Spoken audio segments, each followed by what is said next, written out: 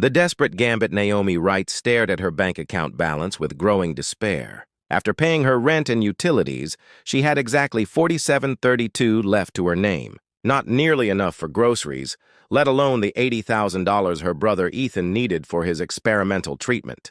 The doctors had given him 6 months without it. 3 years as Blackwood Technologies' executive assistant, and she could barely keep herself afloat, much less save her brother's life.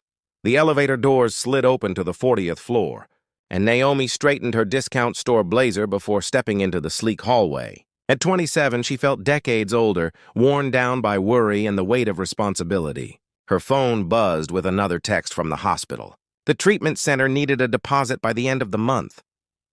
"You're 4 minutes late," came the cool, measured voice of Julian Blackwood as she entered his office. At 35, Julian had built a tech empire through ruthless determination and an uncanny ability to predict market trends. His dark eyes tracked her movements as she set his preferred black coffee on his desk. "Traffic," Naomi muttered, avoiding his gaze. She'd long ago stopped hoping he might notice the dark circles under her eyes or ask about her perpetually worried expression. "The Henderson merger documents need to be reviewed by noon," Julian said, already turning his attention back to his computer screen. His angular features were illuminated by the blue light, highlighting his perpetual frown. "Mr. Blackwood?" Naomi began hesitantly. "I was wondering if I could speak with you about the Employee Emergency Loan Program." Julian barely looked up. "The program is for employees who've been with the company for 5 years minimum." "You're at what, 3? 3.5, she corrected softly. "But my situation is, everyone's situation is special, Ms. Wright. That's why we have policies." His tone left no room for discussion. That evening, Naomi sat beside Ethan's hospital bed, holding his thin hand while he slept. At 24, her brother had already endured more than most people would in a lifetime. The rare autoimmune disorder was consuming him from the inside out. The specialist in Boston offered hope, but at a price tag far beyond their reach. "I'll figure something out," she whispered, though he couldn't hear her. "I promise." The next morning, a headline caught her attention on the business news channel playing in the hospital waiting room. Blackwood Technologies. Stock soars amid acquisition rumors. CEO Julian. Blackwood's personal fortune estimated at $4.2 billion. $4 billion. And he couldn't spare $80,000 to save a life. That afternoon, Naomi overheard Julian in a heated phone conversation with his board of directors. "My personal life is irrelevant to the company's performance," he snapped. "I have no intention of settling down or starting a family. My focus remains entirely on Blackwood Technologies." Later, while organizing his calendar, Naomi discovered why the board was pressuring him. A crucial investment group was hesitating to commit funds, concerned about Julian's reputation as a cold, disconnected workaholic. They wanted assurance of stability and humanity in their investment partners. The plan formed in her mind like a desperate fever dream. It was insane, unethical, and possibly illegal. But as she looked at the latest text from Ethan's doctor, treatment window closing, Naomi knew she had run out of options. The next morning, she entered Julian's office with trembling hands but determined eyes. "Mr. Blackwood, there's something I need to tell you," she said, closing his office door. Julian glanced up, annoyed at the interruption. "Make it quick." Naomi took a deep breath. "I'm pregnant." Before he could respond, she added, "And you're the father." The words hung in the air between them. Julian's expression transformed from confusion to cold fury in seconds. "That's impossible," he said, his voice dangerously quiet. "The company holiday party, 3 months ago." Naomi hadn't planned the details, but the words tumbled out with surprising conviction. "You had quite a lot to drink. I helped you to your car."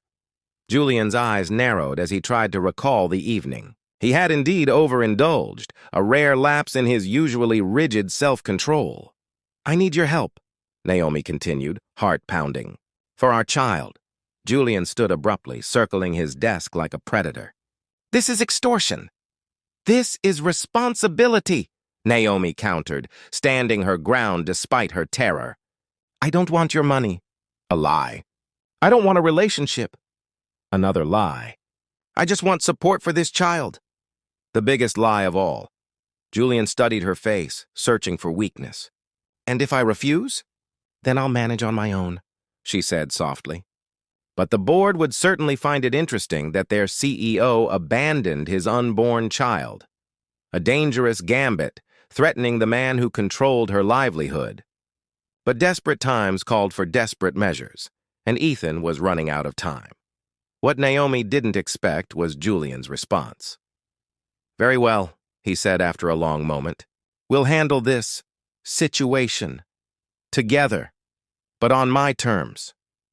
Naomi nodded, relief and guilt washing over her in equal measure. She had just set in motion something she couldn't possibly control, and neither of them could predict how dramatically their lives were about to change. Building the illusion. You'll move into my penthouse by the end of the week, Julian announced, sliding a contract across his desk 3 days after Naomi's confession. His face remained impassive, but something dangerous flickered in his eyes. My lawyers have drawn up an agreement. You'll maintain this charade until I determine it's no longer necessary.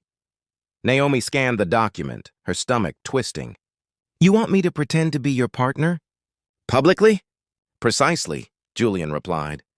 The board is pressuring me to present a more relatable image. A family man attracts stable investors. Your convenient lie solves my problem.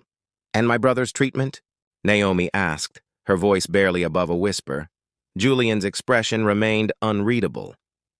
I've arranged for Ethan to be transferred to Boston Medical. All expenses covered. Consider it your salary for this performance. Relief flooded through Naomi, though it was quickly tempered by the magnitude of what she'd done. The contract included an ironclad non-disclosure agreement, a generous monthly stipend, and a clause requiring her to maintain the pretense for a minimum of 2 years. One misstep, one hint that this isn't real, and everything ends, Julian warned. Including your brother's treatment, Naomi signed her name with trembling fingers. For Ethan, she reminded herself. Everything for Ethan. The penthouse was a minimalist showcase of glass and steel, beautiful but sterile, much like its owner. Naomi was given her own bedroom suite on the opposite end from Julian's. To maintain appropriate boundaries, he explained coldly. Their first public appearance came a week later at a charity gala. Naomi wore a designer dress Julian had sent over, feeling like an imposter among the city's elite. Smile, Julian murmured, his hand resting possessively at the small of her back. Everyone's watching, Julian, darling. A statuesque woman with diamond earrings approached them. Is this your mysterious assistant I've heard so much about?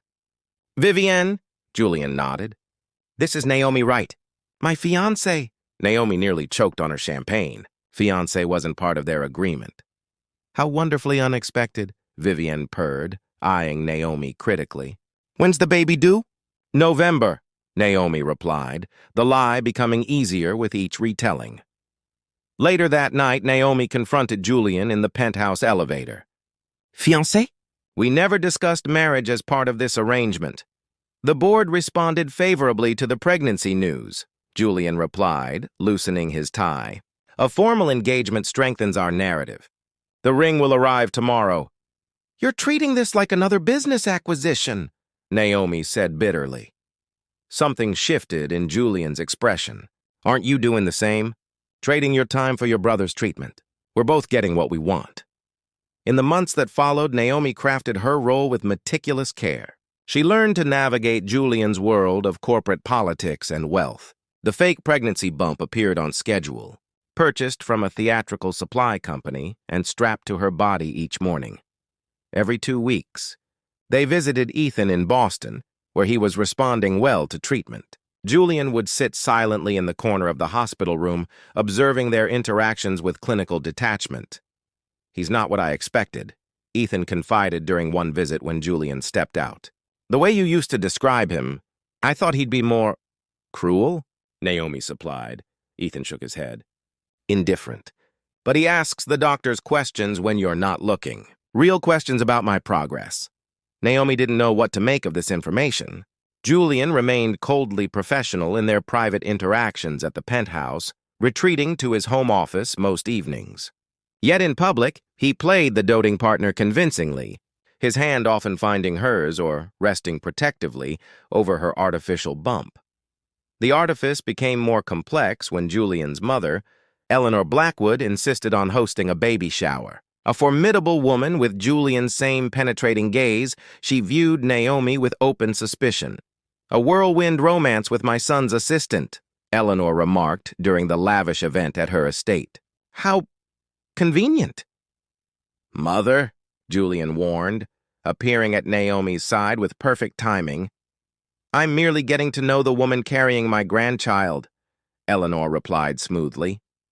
"Tell me, Naomi, have you had much experience with children?" "I practically raised my younger brother," Naomi answered truthfully. Something in her sincerity must have registered with Eleanor, whose expression softened slightly. "Julian was a difficult baby," rarely cried, always observing, even then calculating his next move. Julian steered Naomi away before she could respond. "My mother is determined to find fault with you," he murmured. "Can you blame her?" Naomi whispered back. "This entire situation is built on lies." For a moment, Julian's mask slipped, revealing a flash of what might have been regret. "Not everything," he said cryptically before walking away. As her fictional due date approached, Naomi felt the weight of their deception growing heavier. The elaborate plan they'd concocted involved a premature delivery while supposedly traveling abroad, followed by complications requiring the baby to remain hospitalized overseas. After a suitable period, "We'll announce the tragic news," Julian explained clinically one evening. "The sympathy will further humanize me to the board and investors." Naomi felt sick. "We're going to pretend our fictional child died?" "It's the cleanest exit strategy," Julian replied, not meeting her eyes. "Unless you'd prefer to maintain this charade indefinitely?" The thought of fabricating a child's death, even an imaginary one, filled Naomi with profound unease. Yet the alternative seemed impossible. How long could they possibly sustain this elaborate fiction? The answer came unexpectedly one night when Julian received a call from Boston. Ethan had collapsed. The treatment wasn't working as well as they'd hoped. They needed to try something more aggressive. As they rushed to the hospital in Julian's private jet, Naomi broke down. "I can't keep doing this," she confessed, tears streaming down her face. "Living this lie while my brother is fighting for his life. It's killing me." Julian remained silent, staring out the window at the darkness below. Then, so quietly she almost didn't hear him, he said, "Perhaps there's another way." By the time they landed, Naomi didn't know what he meant. But as they entered year 2 of their elaborate deception, she would discover that Julian Blackwood had begun creating an unexpected contingency plan of his own.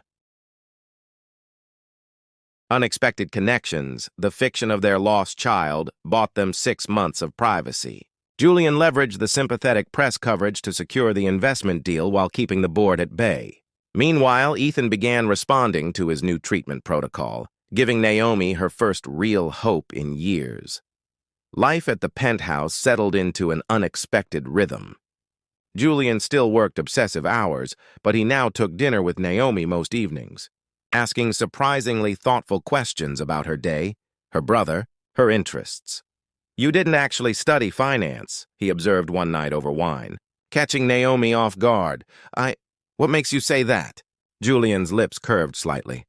"Your resume claims a finance degree from NYU, but you calculate percentages on your fingers when you think no one's watching." Heat crept up Naomi's neck.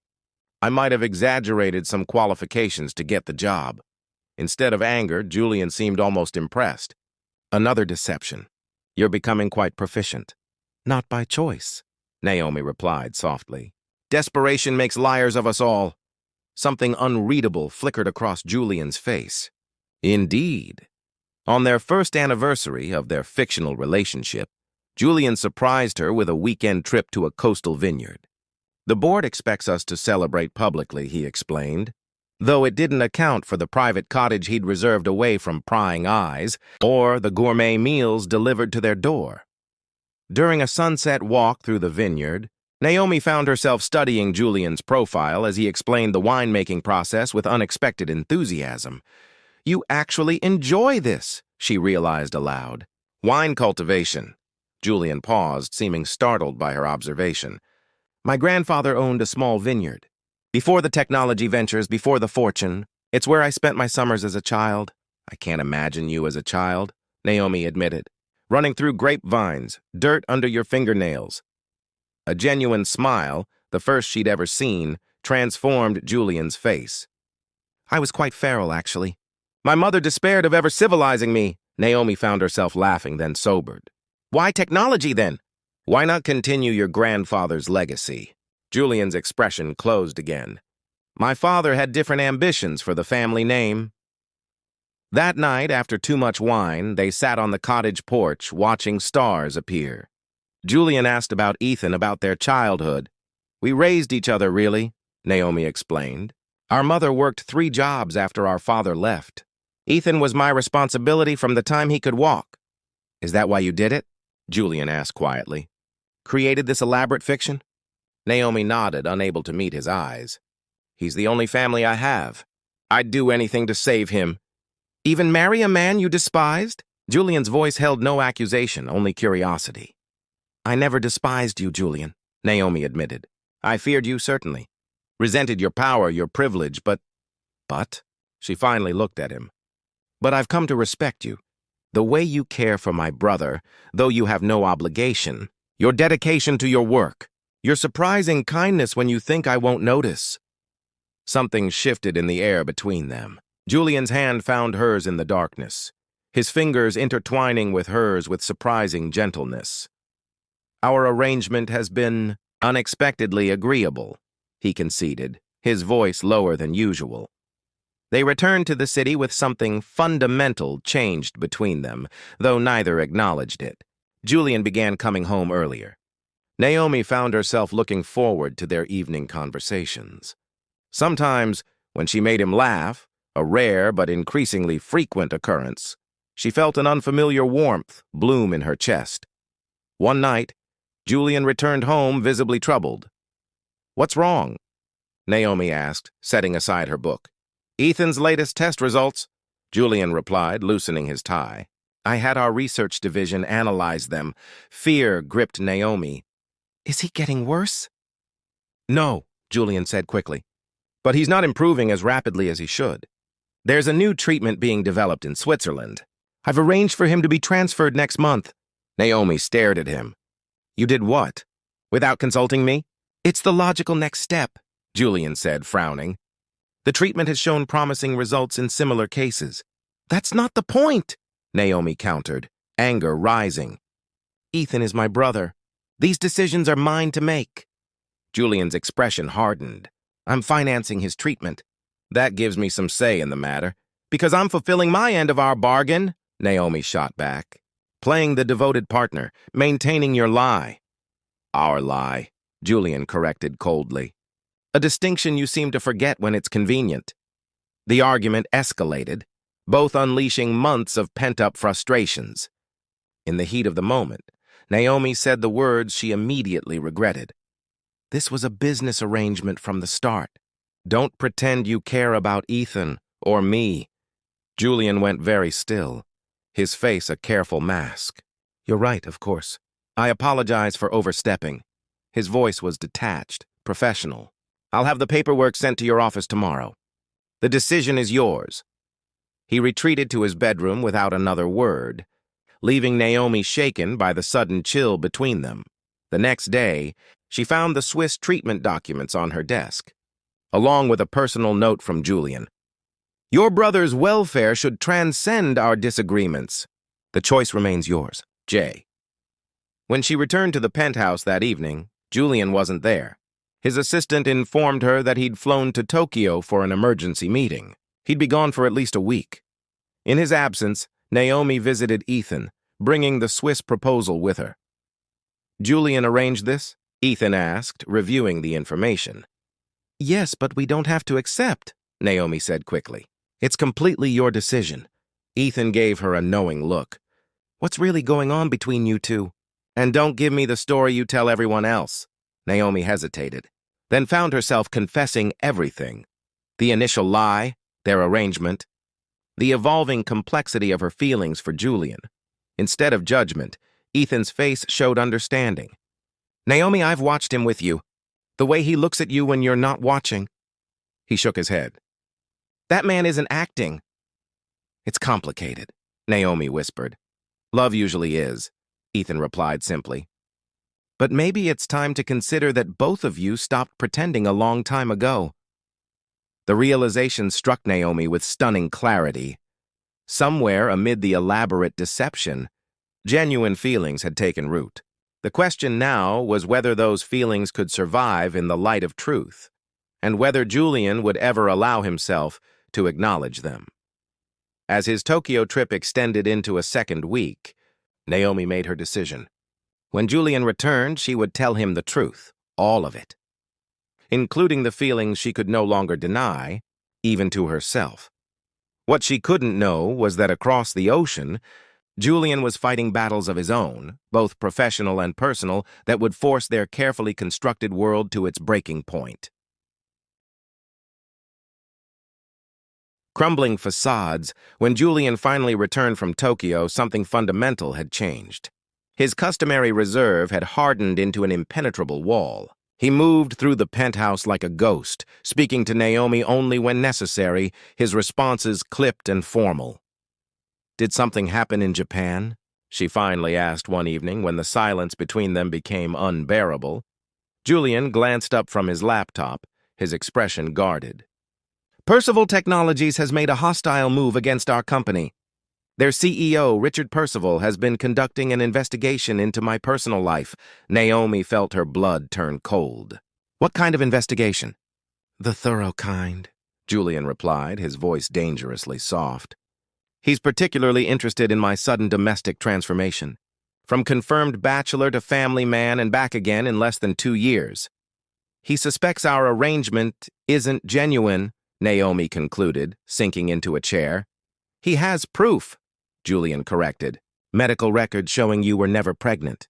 Surveillance photos of you without the prosthetic. Financial transfers to your brother's medical accounts." Terror gripped Naomi. "How did he get access to those records?" "That's illegal!" "Richard has never concerned himself with legality when opportunity presents itself," Julian said grimly. "He's giving me a choice. Step down as CEO or have our deception exposed to the board and the public." The implications hit Naomi like a physical blow. Julian would lose the company he'd built. Her brother's treatment would end. Their reputations would be destroyed. "This is my fault," she whispered, the weight of her original lie crushing her. "I never thought it would go this far." Julian's expression softened briefly. "We both made choices, Naomi." The following days passed intense strategy sessions with Julian's legal team. Options were presented, evaluated, discarded. Meanwhile, Richard Percival increased the pressure, leaking hints to industry blogs about personal improprieties in Julian's private life. The situation reached its breaking point when Eleanor Blackwood appeared unannounced at the penthouse. "Newspaper in hand, what is the meaning of this?" she demanded, slapping the business section down on the coffee table. A small item speculated about Julian's relationship status and questioned the circumstances surrounding his supposed child's death. Julian maintained his composure, a competitor's attempt to destabilize the company, nothing more. Eleanor's sharp gaze shifted to Naomi. "And you? What do you have to say?"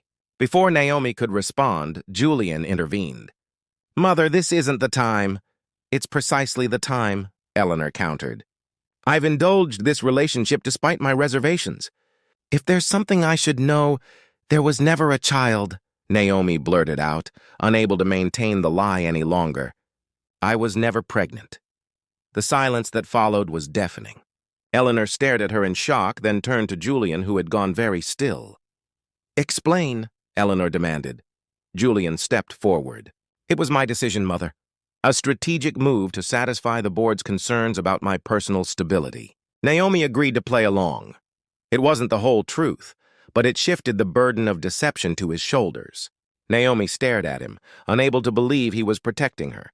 Eleanor's expression hardened.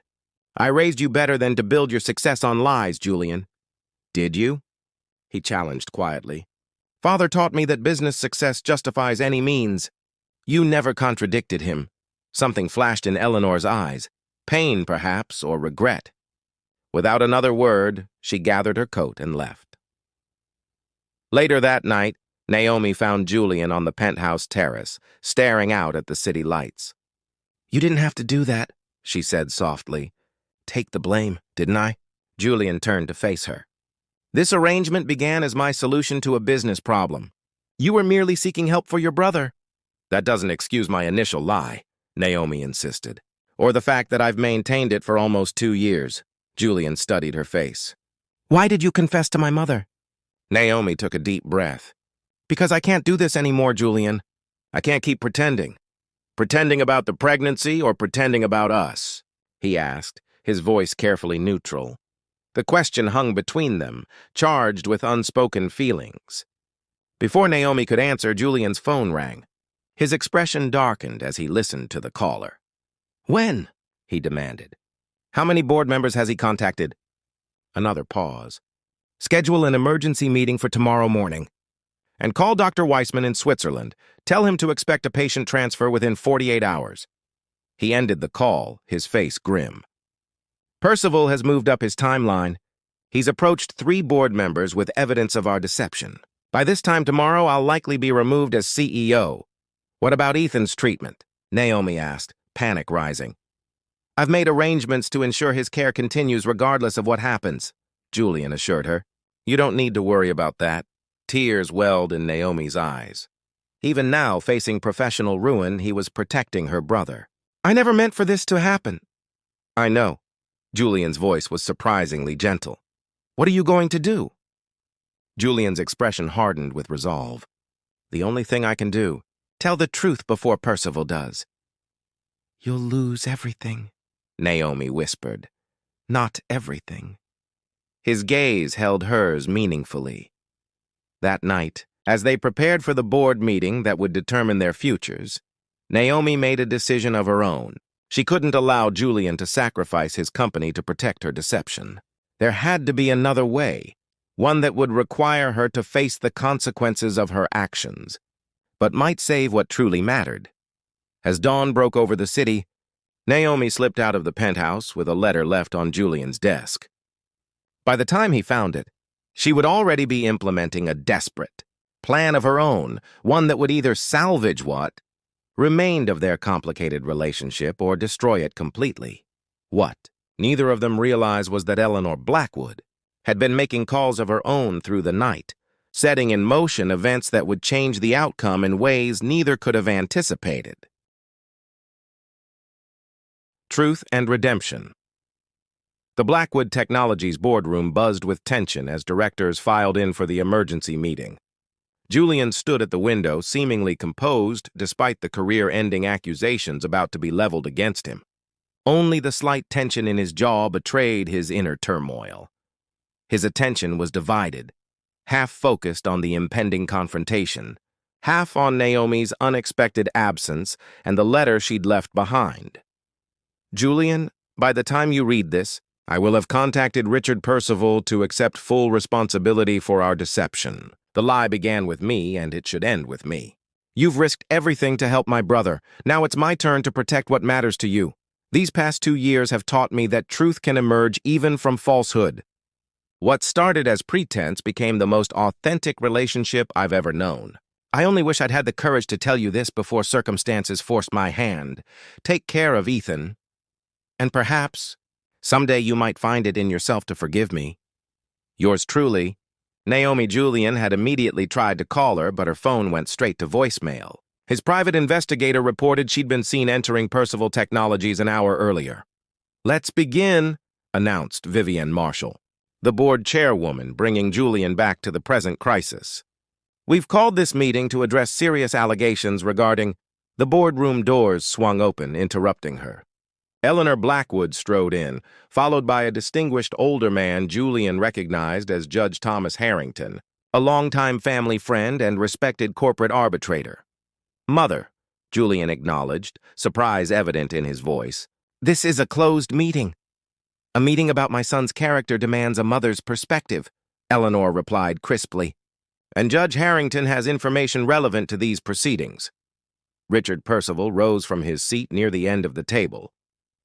Mrs. Blackwood, with all due respect, this matter concerns documented deception by your son and his associate. Naomi Wright. Yes, Mr. Percival, let's discuss documentation, Eleanor said coldly. Judge Harrington, would you care to share your findings? The judge cleared his throat. At Mrs. Blackwood's request, I conducted an expedited review of the evidence Mr. Percival intends to present. The medical records appear to have been obtained through unauthorized access to protected systems, a federal offense. The surveillance photographs were taken on private property without consent, violating state privacy laws. Murmurs rippled through the board members as Percival's face darkened. The legitimacy of how evidence is obtained doesn't negate the truth it reveals, he argued. Perhaps not in the court of public opinion, Judge Harrington agreed. But in a court of law, such evidence would be inadmissible, and its procurement subjects the responsible parties to criminal prosecution. Eleanor stepped forward. My son has made errors in judgment, certainly, but Mr. Percival's actions constitute corporate espionage and multiple privacy violations. Is that the kind of business partner Blackwood Technologies wishes to entertain? Before anyone could respond, the doors opened again. Naomi entered, pale but composed, followed by a stern-looking woman in a dark suit. I apologize for interrupting, Naomi said, her voice steady despite her obvious nerves. But there's something the board should know before making any decisions. Julian moved toward her. Naomi, you don't need to. I do, she interrupted gently. This is Special Agent Diana Foster from the Financial Crimes Division, she continued, gesturing to her companion. For the past hour, I've provided her with a complete statement regarding my actions and the circumstances that led to them. Agent Foster stepped forward. Mr. Percival approached Ms. Wright this morning with an offer to pay her in exchange for testifying against Mr. Blackwood. Instead, she contacted our office with concerns about potential corporate espionage and extortion. Richard Percival's face contorted with rage. This is absurd. She's the one who committed fraud. Technically, Ms. Wright misrepresented her personal situation to a private individual, Agent Foster corrected. While ethically questionable, it doesn't constitute securities fraud or a crime against Blackwood Technologies. Shareholders, unlike your documented attempts to manipulate stock prices through leaked false information. The boardroom erupted in chaos. As security escorted a protesting Percival from the room, Julian found himself face-to-face with Naomi for the first time since discovering her letter. You went to the authorities, he said quietly. You could have been charged yourself. It was time for the truth, she replied simply. All of it. Hours later, after statements had been given and the board had adjourned with a vote of confidence in Julian's leadership, he and Naomi stood alone in his office overlooking the city.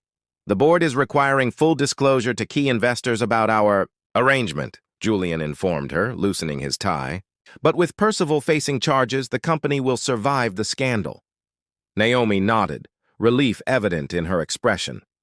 And what about us? Will we survive it? Julian studied her for a long moment. That depends on whether there is an us beyond the arrangement. You know there is, Naomi said softly. At least for me.